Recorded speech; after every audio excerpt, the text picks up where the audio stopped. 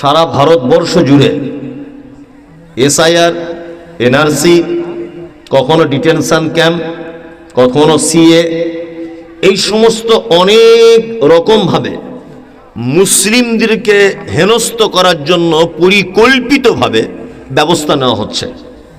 আপনারা দেখতে পাচ্ছেন না? মাদ্রাসা ভেঙে দিতে হবে, কখনো বাবরি মসজিদ দখল, কখনো আদিনা মসজিদের উপরে হামলা, কখনো তাজমহলের দিকে টার্গেট, এসব চলছে না? চলছে। মাদ্রাসার উপরে সরকারের বেশি টার্গেট কেন জানেন? এর একটা কারণ আছে।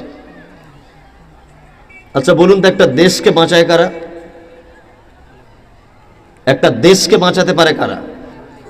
সেনা। দেশের সেনারা, দেশের সেনারা দেশ বাঁচায়, সৈনিক। আচ্ছা বলুন তো, ইসলামের সেনা কারা? আলেমরা। এই আলেম তৈরি হওয়ার কারখানা কোথায়? মাদ্রাসা। ওই জন্য সরকার সবসময় আলেম তৈরি হওয়ার ঘাঁটিগুলো নষ্ট করার চেষ্টা করছে, যাতে সেনা তৈরি না হয়। জানে আলেম তৈরি হলে ইসলাম মেটানো বড় মুশকিল। কি বলছি বুঝছেন? ওই জন্য একটা দেশ আর একটা দেশে হামলা করে কোথায় বলুন তো? সেনাদের ঘাঁটিতে। সেনাদের ঘাঁটিতে সবসময় হামলা করে, যাতে সেনাগুলো শেষ হয়ে যায়। সরকার মাদ্রাসা মসজিদের উপরে এত টার্গেট কেন?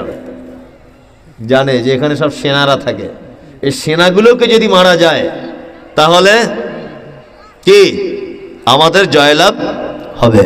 তবে কোনো টেনশন করবেন না, এসব এনআরসি ফেনআরসি হাবিজাবি এসআইআর, কোনো টেনশনের কারণ নেই, কোনো টেনশন নেই, ভয় পাবেন না। একটা কথা আছে, ঘর মে আগ লাগি হ্যায় ঘর হি কি চিরাগ সে। বাড়িতে আগুন লাগে বাড়ির বাতিতেই লাগে। ওই যে শুভেন্দু অধিকারী, বিশাল বড় নেতা, কি বলা বুঝলেন না? এত বড় বড় ডায়লগ মারছিল, সব মুসলমানদের বার করে দেবো, করে দিব। এখন যা দেখতে পাওয়া যাচ্ছে, নাম যা বাদ গেছে ওদেরই নাম বেশি, আমাদের দুটো একটা, তাই না? আর আমাদের যাদের বাদ গেছে আমাদের দোষের কারণে গেছে, এটা আমাদের দোষ। একটা ছেলের নাম রেখেছে মোহাম্মদ শফিকুল রহমান সরকার তরফদার। আচ্ছা এই নাম লিখবে কে? দাঁত ভেঙে যাবে না? কলম ভেঙে যাবে না? কে বলেছে এত বড় নাম রাখতে? কত সুন্দর সুন্দর নাম আছে হাদিস এবং কোরআনে, কত সুন্দর সুন্দর।